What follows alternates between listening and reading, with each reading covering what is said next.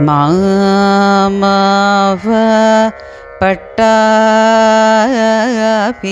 రామ అజయ మారుతి సన్నోత నామ శ్రీరామ మామవ పట్టాభి రామ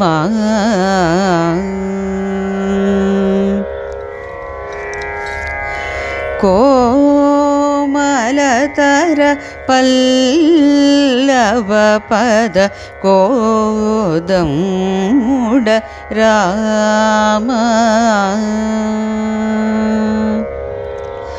కోమలతర పల్లవ పద కోదండ రామ ఘనశ్యామల విగ్రహ జనయన ఘనశ్యామల విగ్రహ జనయన సంపూర్ణ కామ రఘురామ కళ్యాణ రామ మామవ పట్టాభి రామ.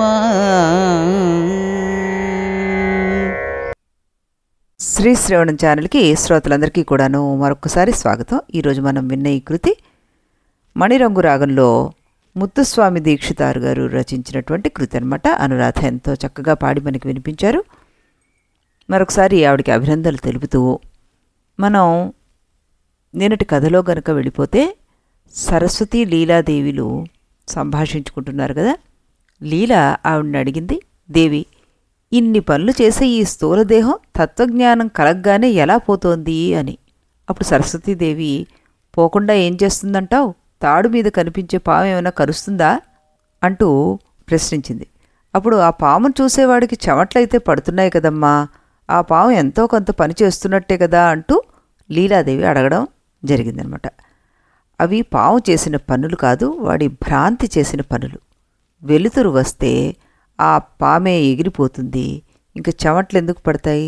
స్థూలదేహం పరిస్థితి అంతే అంటూ ఆవిడ దానికి సమాధానం చెప్పారనమాట.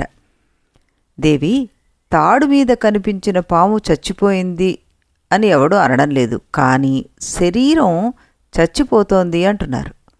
నిజంగానే దేహం అనేది పూర్తిగా శూన్య వస్తువు అయితే దేహం మరణించింది అనే వ్యవహారం ఎలా పుడుతోంది అంటూ ప్రశ్న వేసింది. అప్పుడు సరస్వతీదేవి అన్నారు, అది ఒక భ్రాంతే. ఆ భ్రాంతికి కారణం పూర్వ సంస్కారం. ఈ ప్రపంచంలో మనకు కనిపించే సంసార భ్రమలన్నీ కూడాను మన పాత సంస్కారం వల్ల మనం కల్పించుకున్నవే, అంతేకాని వాటికి ఈ వరాలు, శాపాలు, హిరణ్యగర్భుడు ఇలాంటివి ఏవీ కారణం కాదు అంటూ సమాధానం చెప్పారు. వెంటనే ఈ పద్మలీల మళ్ళీ ప్రశ్న వేసింది. ఏమని?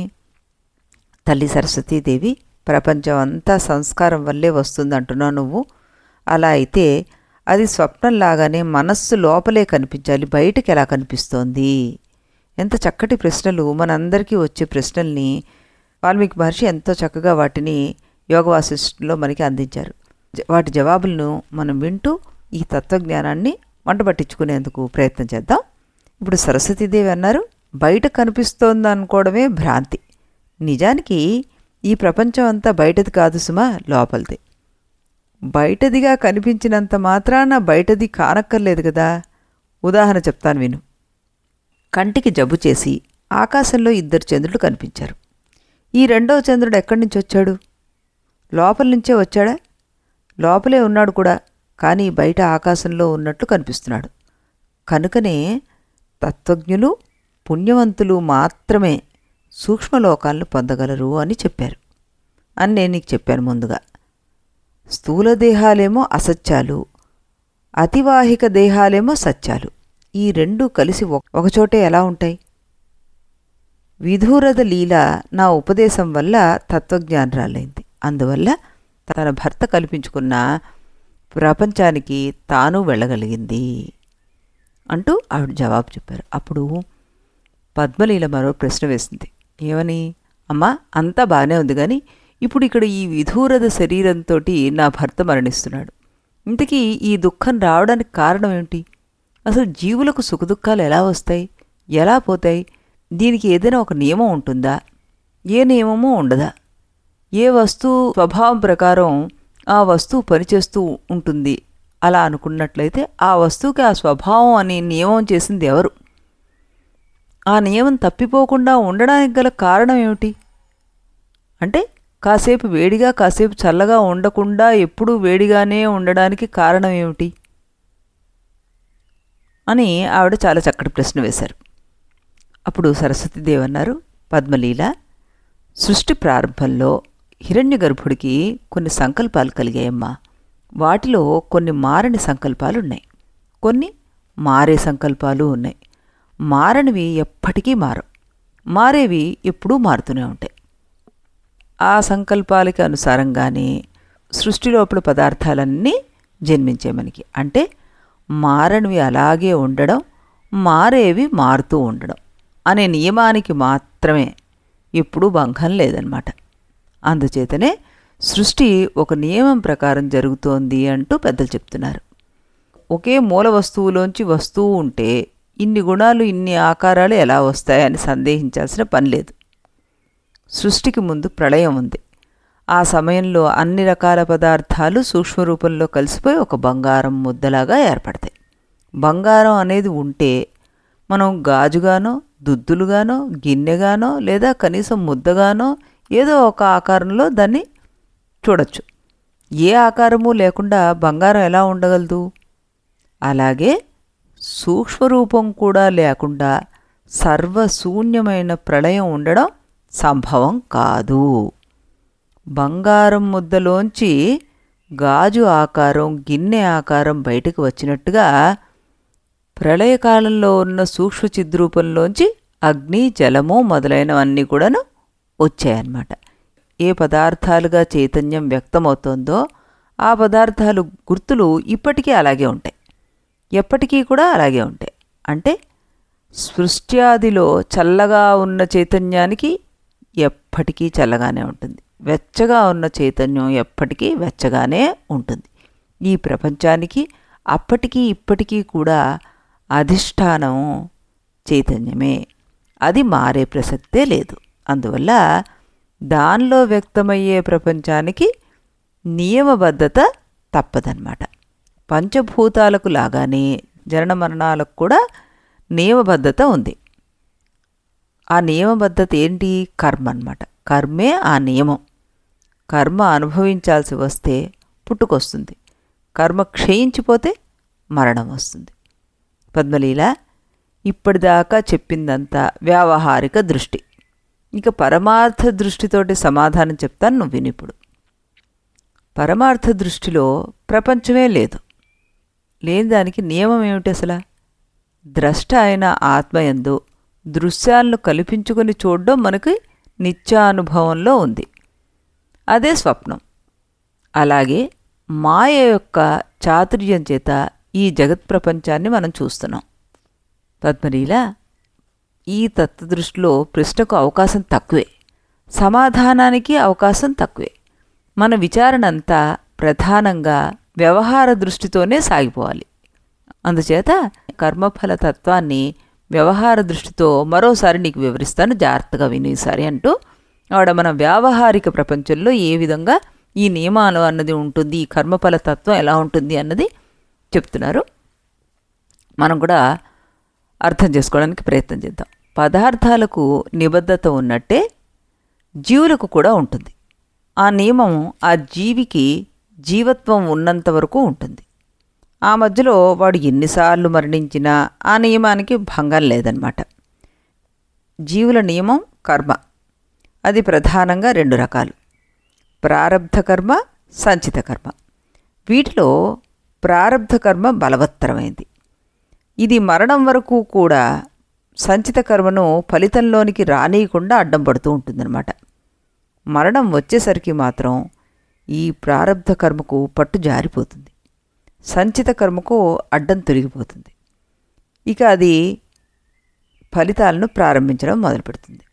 సంగ్రహంగా ఈ కర్మల యొక్క గమనం ఎలా ఉంటుందో నేను చెప్తాను విను అంటూ, కృతయుగంలో సగటు ఆయుర్దాయం 400 సంవత్సరాలు తల్లి. త్రేతాయుగం వచ్చేసరికి 300 సంవత్సరాలైంది. ద్వాపర యుగంలో 200 సంవత్సరాలు. కలియుగం సగటు ఆయుర్దాయం 100 సంవత్సరాలు. మళ్ళీ ఈ ఆయుర్దాయం కూడా శిలాశాసనం లాంటిది కాదు. దీనికి హెచ్చుతగ్గులుంటాయి. ఎలాగంటే స్వధర్మానుష్ఠానం తగ్గితే ఆయుర్దాయం తగ్గుతుంది, నిషిద్ధ కర్మానుష్ఠానం పెరిగితే ఆయుర్దాయం తగ్గిపోతుంది.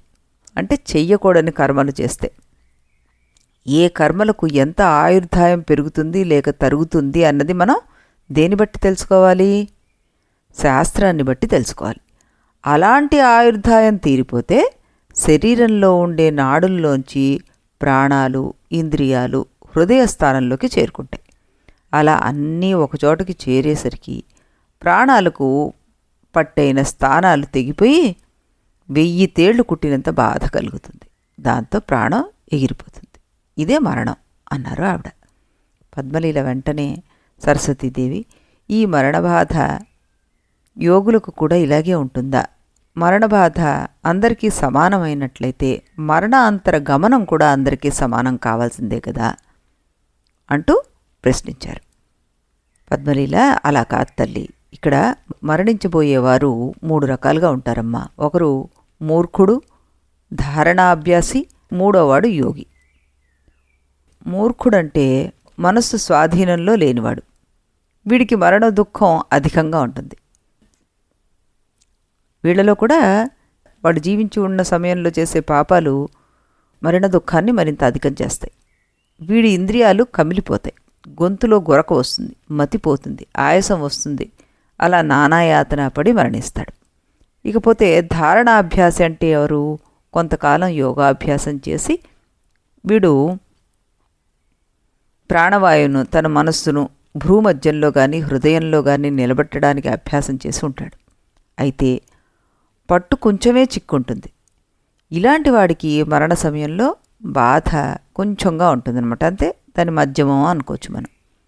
ఇక యోగి అంటే తన ఇష్టం వచ్చిన నాడి ద్వారా ప్రాణాన్ని నడిపించగలిగేటటువంటి శక్తిని కలిగి ఉన్నవాడనమాట. ఇతడు పరకాయ ప్రవేశం కూడా చేయగలడు. వీడి ప్రాణోత్క్రమణం చాలా సుఖంగా ఉంటుంది అంటూ ఆవిడ చెప్పారు. అప్పుడు పద్మలీల అన్నారు, దేవి, మూర్ఖుడికి కూడా అన్ని అవయవాలు యథాతథంగానే ఉంటాయి కదా, అయినా కూడా వీడు ముందు మూర్ఛబోయి అంటే తెలివి తప్పి మరణించవలసిన పని ఏమిటి అని అడిగింది. అప్పుడు సరస్వతీదేవి చెప్తున్నారు, అమ్మాయి, సృష్టి యొక్క మొదట్లో పరమేశ్వరుడు కర్మ నియమాలను ఏర్పాటు చేశాడని ఇదివరకే చెప్పాను. ఆ నియమాల ప్రకారము ఎవరికి ఏ సమయంలో ఎలాంటి దుఃఖం వచ్చి తీరుతుందో, ఎవరికి ఎలాంటి దుఃఖం రావాలో అలాంటిదే వచ్చి తీరుతుంది. ఆ నియమాన్ని ఎవరూ తప్పించలేరు. ఈశ్వరుడు జ్ఞానపూర్వకంగా, బుద్ధిపూర్వకంగా కావాలని తయారు చేసుకున్న చిత్త కల్పన ఈ సృష్టి. దానిలో ఆయన తానే జీవరూపంగా ప్రవేశించి తన సంకల్ప ప్రకారము ఏర్పడిన దుఃఖాలను తానే అనుభవిస్తున్నాడనమాట. అందువల్ల శరీర అవయవాలన్నీ సమానంగా ఉన్నా ఆ జీవుడు అంతకుముందు చేసుకున్న కర్మలను బట్టి మరణ దుఃఖం మారిపోతూ ఉంటుంది. ఇదిలా ఉంచితే మరణదశలో శరీరం లోపల నాడుల్లో కొన్ని మార్పులు సంభవిస్తాయి. ఏమిటవి? వాతపిత్త శ్లేష్మాలు విషమస్థితికి చేరుకుంటాయి. అంతకుముందు వాడు తీసుకున్న అన్నపానాలు అవి ఎగుడు దిగుడుగా గ్రహిస్తాయి. శరీరంలో సమస్థితిని నిలబెట్టవలసిన సమాన వాయువు పట్టుజారిపోతుంది. దానివల్ల నాడుల్లో జరగవలసిన వాయు సంచారం జరగదనమాట. అందువల్ల లోపలి మనస్సు పనిచేస్తున్నా బయట ఇంద్రియాలు పనిచేయవు. ప్రాణవాయువు సంచారం కూడా దుర్భరం అవుతుంది. ముక్కులోంచి మాత్రమే కాకుండా నోట్లోంచి కూడా గాలి ఆడదింకా. ఆ దెబ్బతోటి మన సూక్ష్మ శరీరం స్థూల శరీరం నుంచి బయటికి నడిచేస్తుందన్నమాట. ఇదే మరణం. పద్మలీల, ఇలా మరణం అనే నియమమే లేకపోతే ప్రపంచం అనే వ్యవస్థ కుదరదమ్మా ఎందుకంటే ప్రపంచానికి మూలమైన చైతన్యంలో మార్పులు అనేవి కుదరవు కాబట్టి.